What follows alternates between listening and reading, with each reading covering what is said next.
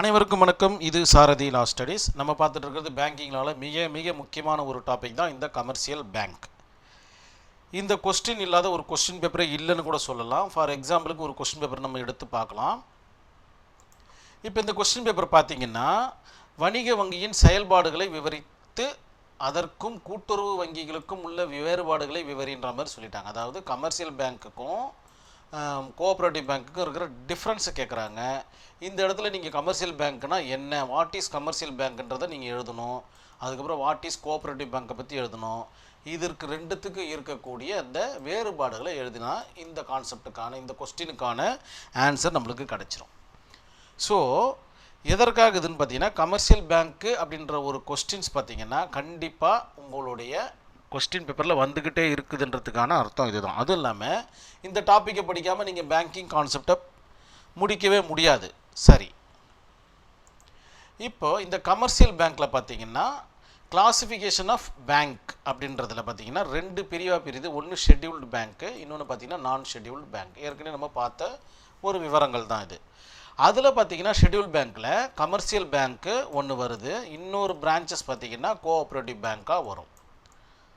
Cooperative பேங்க்குடைய குணநலங்கள் வேறு அப்படின்ற மாதிரி சொல்லியாச்சு. கமர்ஷியல் பேங்க்குடைய குணநலங்கள் வேறு. கமர்ஷியல் பேங்க் எதற்காக உபயோகப்படுத்தப்பட்டதுன்னு பார்த்தீங்கன்னா வணிகத்துறையில் ஈடுபட்டவர்களுக்கு ஒரு சில நன்மைகள் பயக்கிறதுக்காக தொடங்கப்பட்டது தான் இந்த கமர்ஷியல் பேங்க்கு. ஸோ அதனுடைய ஹிஸ்ட்ரி இந்த இடத்துல பாக்ஸில் கொடுக்கப்பட்டிருக்கு. இதை நீங்கள் உங்களுடைய நோட்ஸாக எடுத்துக்கோங்க. சரி, இந்த கமர்ஷியல் பேங்க்கில் பார்த்தீங்கன்னா இத்தனை பிரான்ச்சஸாக பிரியுது. பார்த்தீங்கன்னா பப்ளிக் செக்டர்ஸ் பேங்க், இந்த அரசாங்கத்தால் நடத்தக்கூடிய ஒரு சில வங்கிகள், இந்த இந்தியன் பேங்க்கு, எஸ்பிஐ, இந்த மாதிரியான விவரங்கள் அதை தான் பார்த்தீங்கன்னா கீழே அரே பண்ணி சொல்லியிருக்கு. இன்னொன்று பார்த்தீங்கன்னா தனியார் துறையால் நடத்தக்கூடிய வங்கிகள், ஹெச்டிஎஃப்சின்னு சொல்லுவாங்க, ஐசிஐசி, இதெல்லாம் பார்த்தீங்கன்னா ஃபாரின் பேங்க்கில் வரும் இல்லைங்களா. ஸோ யூடிஐ பேங்க்கு, இந்த மாதிரி உள்நாட்டில் இருக்கக்கூடிய வங்கிகள்லாம் பார்த்தீங்கன்னா ப்ரைவேட் செக்டர்ஸ் பேங்க் அப்படின்ற மாதிரி சொல்லுவாங்க. இந்த ஃபாரின் பேங்க்கில் தான் பார்த்தீங்கன்னா இந்த ஹெச்டிஎஃப்சி, ஐசிஐசிஐ, இந்த மாதிரியான வங்கிகள்லாம் வரும். அதுக்கப்புறம் பார்த்தீங்கன்னா ரீஜனல் ரூரல் பேங்க், அதாவது ஒரு கிராமத்திற்குள்ளே இருக்கக்கூடிய வணிக வங்கிகள் தான் இந்த கான்செப்ட். அது லோக்கல் ஏரியா பேங்க்குன்னு இன்னொரு வார்த்தையிலையும் சொல்லுவாங்க. சரி, இத்துணை கான்செப்டோடு இருக்கிறது தான் இந்த கமர்ஷியல் பேங்க். கமர்ஷியல் பேங்க்குடைய நோக்கம் என்ன அப்படின்னு பார்த்தீங்கன்னா இக்காலகட்டத்தில் அதோடைய வளர்ச்சி அசுர வேகத்தில் இருக்குது. நான் சொல்கிறது பார்த்தீங்கன்னா ஒரு 15 இயர்ஸ் பேக், ஒரு 15 வருஷம், ஒரு 20 வருஷத்துக்கு முன்னாடி பார்த்தீங்கன்னா யாரோ ஒருத்தர் தான் பேங்க்குடைய அக்கௌண்ட்டை வச்சுட்ருப்பாங்க. என்ன பர்பஸுக்காக அப்படின்னு பார்த்தீங்கன்னா ஏதோ ஒரு வணிகம் பண்ணுவாங்க. அவங்க ஒரு கமர்ஷியலான ஒரு கான்செப்டுக்காக தான் இந்த வங்கிகளை அவங்க நாடினாங்க. ஒரு செக் கொடுக்குற பர்பஸுக்காக, இல்லை ஒரு ப்ரோ நோட்டு, இல்லை ஒரு டிடி எடுக்கிற பர்பஸுக்காக தான் இந்த வங்கிகளை அவங்க முழுமையாக உபயோகப்படுத்தினாங்க.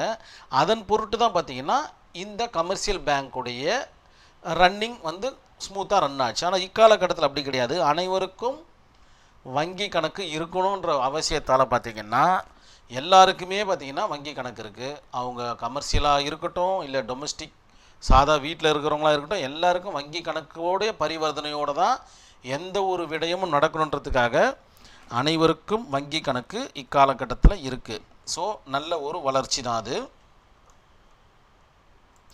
இந்த மாதிரியான வங்கிகள்லாம் யாருடைய கண்ட்ரோலில் இருக்குதுன்னு பார்த்தீங்கன்னா ரிசர்வ் பேங்க் ஆஃப் இந்தியாவுடைய கண்ட்ரோலில் இருக்குது. அவங்க தான் பார்த்திங்கன்னா வட்டி விகிதத்தை தீர்மானிக்கிறது அவங்க தான். அதற்கப்புறம் பார்த்திங்கன்னா இவர்களுக்கு இவ்வட்டி விகிதம், அதுக்கப்புறம் எதனா ஒரு சப்சிடி கொடுக்குறதும் அவங்க தான். இந்த மாதிரியான விவரங்கள் எல்லாம் ஆர்பிஐ கண்ட்ரோல் பண்ணிக்கும். ஸோ ஆர்பிஐயோட கண்ட்ரோலில் வரக்கூடிய இவ்வங்கிகள் மக்களுக்கு நன்மை பயக்கிறதுக்காக எல்லா தாலுக்காவிலையும் எல்லா இடத்துலையும் பார்த்திங்கன்னா வெவ்வேறு பெயரில் நிறைய வங்கிகள் இருக்குது. கனரா வங்கிகள்னு இருக்குது. இந்த மாதிரி வெவ்வேறு பெயரில் இருக்குது. இந்த கோஆப்ரேட்டிவ் பேங்க் அப்படின்னா என்னன்னு பார்த்திங்கன்னா இது முழுக்க முழுக்க விவசாயத்திற்கு உதவுகின்ற ஒரு வங்கிகளாக தான் பார்க்கணும். அது 3 படிநிலைகள் இருக்குது. ஒன்று பார்த்திங்கன்னா மத்திய மாநில கூட்டுறவு வங்கிகள்னு சொல்லுவாங்க. இன்னொன்று பார்த்தீங்கன்னா ஜஸ்ட்டு நோட்ஸ் மட்டும் எடுத்துக்கோங்க. மத்திய மாநில கூட்டுறவு வங்கிகள், அதுக்கப்புறம் பார்த்திங்கன்னா மாவட்ட கூட்டுறவு வங்கிகள், அதுக்கப்புறம் பார்த்திங்கன்னா தாலுக்கா கூட்டுறவு வங்கிகள்.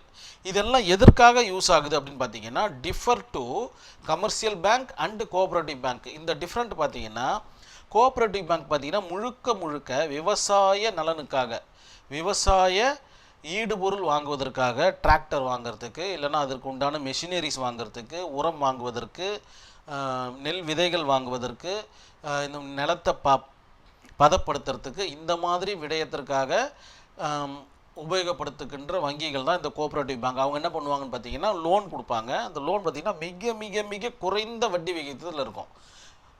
ஒரு எக்ஸாம்பிள் பார்த்தீங்கன்னா இந்த கமர்ஷியல் பேங்க்கில் ஒரு 10% வச்சுப்போம். ஒரு எக்ஸாம்பிளுக்காக சொல்லிட்டு இருக்கேன். 10% ஆஃப் ஒரு வட்டி விகிதம்னா இந்த இடத்துல வெறும் 3% வட்டி விகிதத்திலே கொடுத்துருப்பாங்க. கிட்டத்தட்ட 7% பார்த்தீங்கன்னா இதுக்கும் டிஃப்ரெண்ட் இருக்குது. அந்த அளவுக்கு சப்சிடி கொடுப்பாங்க இந்த கோஆபரேட்டிவ் பேங்க்கில்.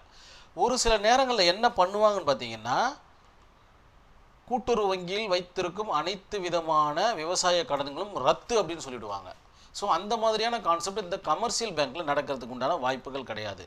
ஸோ அத்துணை சலுகைகள் பார்த்திங்கன்னா கோஆபரேட்டிவ் பேங்க்கில் கிடைக்கும். ஆனால் இந்த மாதிரி கமர்ஷியல் பேங்க்கில் கிடைக்கிறதுக்கு வாய்ப்புகள் மிக மிக குறைவு. இந்த கோஆபரேட்டிவ் பேங்க் எதை பேஸ் பண்ணி லோன் கொடுப்பாங்கன்னா அவங்களுடைய விவசாய நிலத்தை வச்சோ இல்லை அவங்களுடைய நகைகளை வச்சோ இல்லை வீட்டு வாகனங்களை வச்சோ இந்த மாதிரியான கான்செப்டை வச்சு அவங்களுக்கு லோனை அரேஞ்ச் பண்ணி கொடுப்பாங்க. பேஸ்ட் ஆன் அந்த அக்ரிகல்ச்சர் பர்பஸுக்காக தான் மேக்ஸிமம் இவங்களுக்கு கொடுக்கறதுக்கு உண்டான வாய்ப்புகள் மிக அதிகம். ஸோ இதுதான் பார்த்தீங்கன்னா கிளாசிஃபிகேஷன் ஆஃப் பேங்க்கில் இந்த கமர்ஷியல் பேங்க்குடைய ஒரு ஒர்க் இது இவ்வளோதான்.